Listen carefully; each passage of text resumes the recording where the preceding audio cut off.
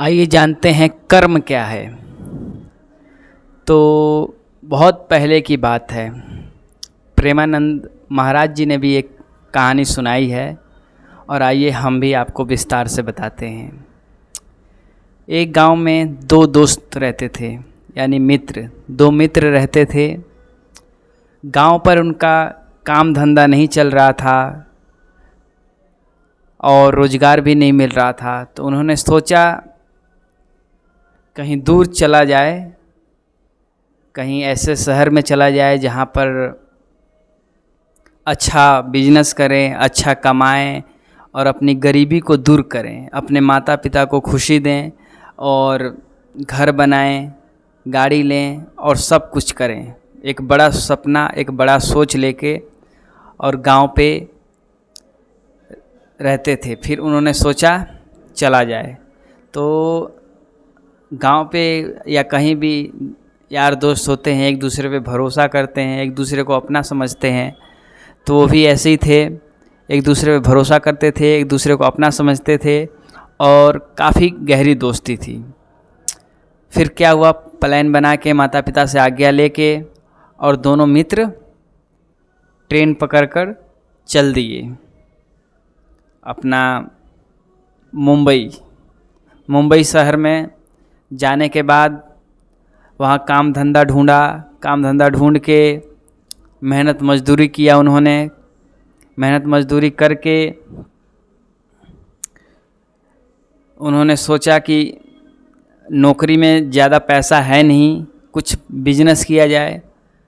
तो उन्होंने छोटा से स्टार्टअप किया बिजनेस का और उन्होंने शुरू कर दिया। जब धीरे धीरे बिजनेस बड़ा होने लगा और बड़ा होने लगा, पहले हज़ारों कमाते थे, फिर लाखों कमाने लग गए, फिर अच्छा खासा और इनकम होने लग गया।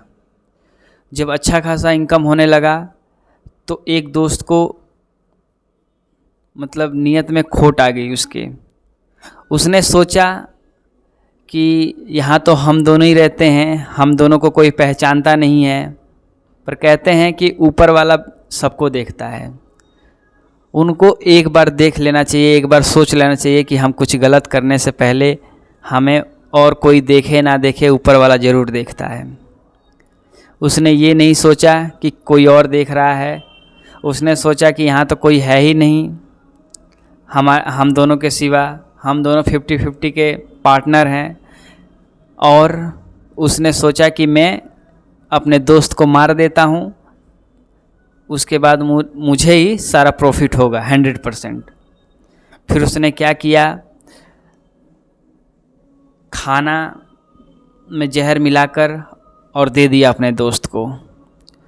तो अब कोई था नहीं कि पुलिस कंप्लेन करे या कुछ भी करे। उसने बोल दिया दोस्त को कुछ हुआ, वो मर गया।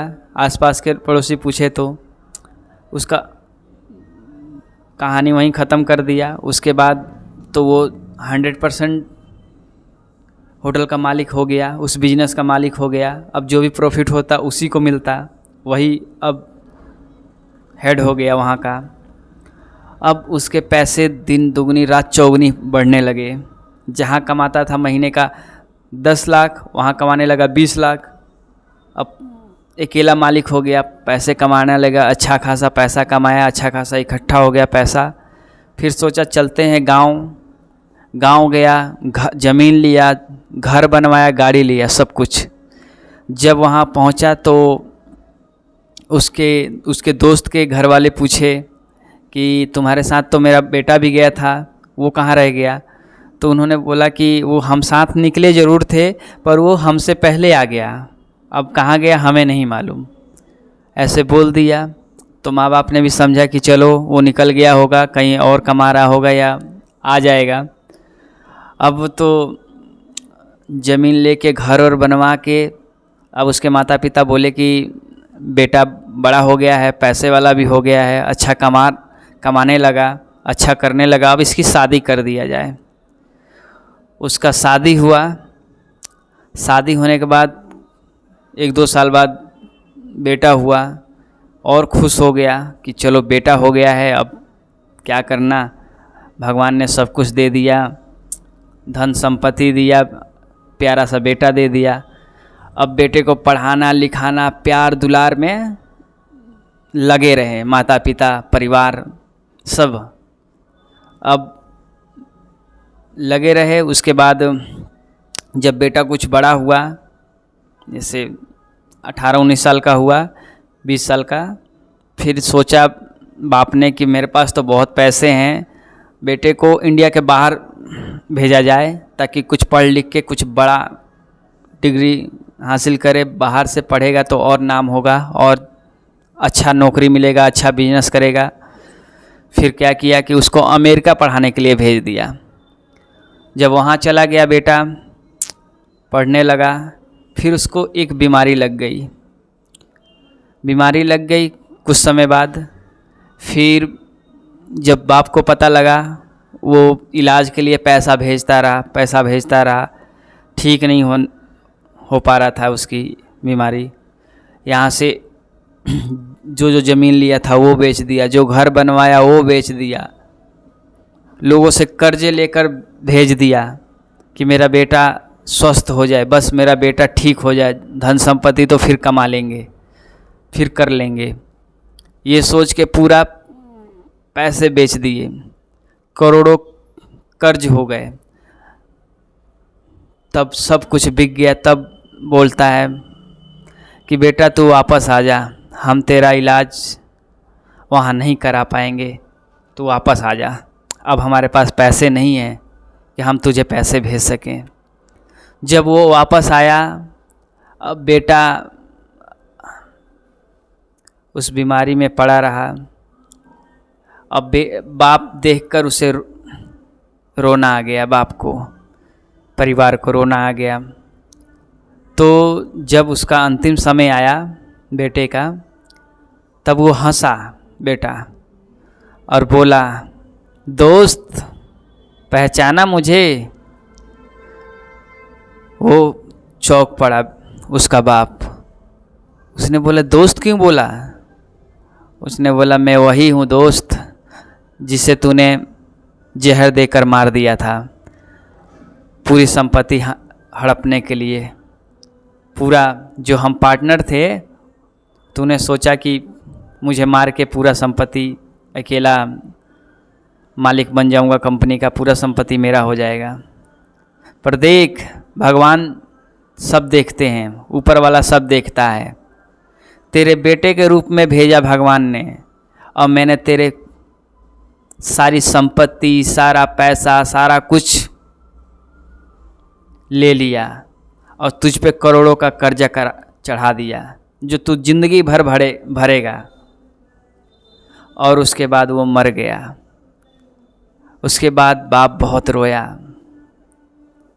बहुत भगवान के सामने रोया, अपने बच्चों के सामने रोया, भगवान को याद करके रोया, बच्चों को याद करके रोया। तो दोस्तों, कहते हैं कि कर्म लौट के ज़रूर आता है, इसलिए ऐसे कर्म करो जो आपको अच्छा लौट के आए। कांटा बोओगे तो कांटा ही मिलेगा, फूल नहीं खिलेंगे। अगर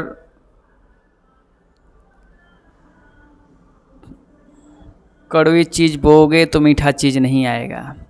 इसीलिए अच्छे कर्म करो, भगवान का नाम जप करो, धर्म से चलो। वही अगर धर्म से चला होता, मिलजुल के चला होता, तो उसको ये दिन देखना नहीं पड़ता। इसलिए कहते हैं कि भगवान सब देखते हैं, कोई देखे ना देखे, भगवान जरूर देखते हैं। इसलिए ऐसे कर्म करो जिससे भगवान अच्छा फल मिले, अच्छा फल दें, ताकि कभी ये ना सोचना पड़े कि हमसे कौन से पाप हो गए। ऐसे कोई कर्म ना करें जिससे बुरा फल मिले। आप सभी को दिल से शुक्रिया हमारे इस वीडियो को देखने के लिए, अपना प्यार दुलार बनाने के लिए। और वीडियो को ज़्यादा से ज़्यादा शेयर कीजिए, ज़्यादा ज़्यादा लाइक कीजिए, कमेंट कीजिए और अपना ऐसे ही प्यार बना के रखिए। जय हिंद, जय भारत। मिलते हैं अगली वीडियो में।